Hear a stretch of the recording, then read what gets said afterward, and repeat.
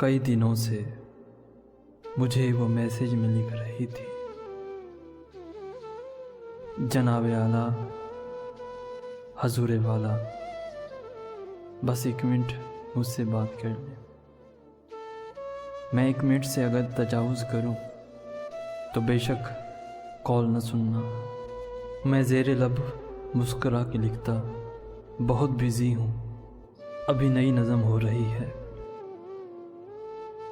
वो अगले मैसेज में फिर ये लिखती, सिसकती रोती बिलकती नज़मों की उम्दा शायर, तुम अपनी नज़में तराशो लेकिन कभी तो मेरी तरफ भी देखो, कभी तो मुझसे भी बात कर लो, बस 1 मिनट मेरी बात सुन लो।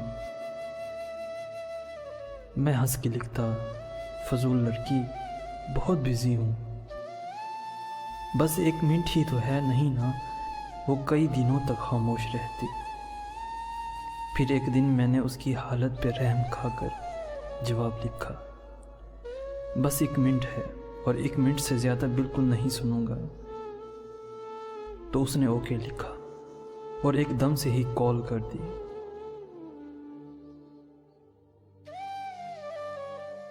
मैं कॉल पिक करके चुप खड़ा था।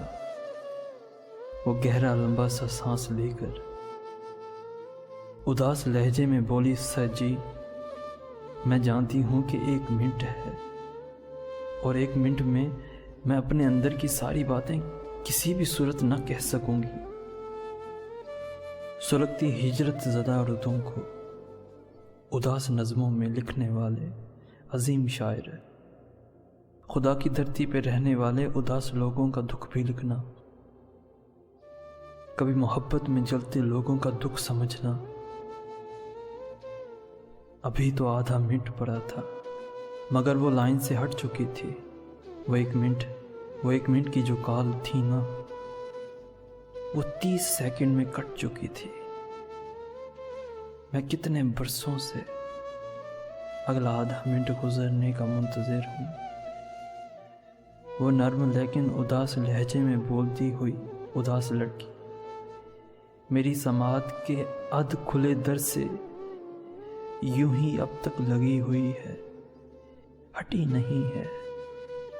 बहुत से सालों से चल रही है वो कॉल, अब तक कटी नहीं है। वो कॉल अब तक कटी नहीं।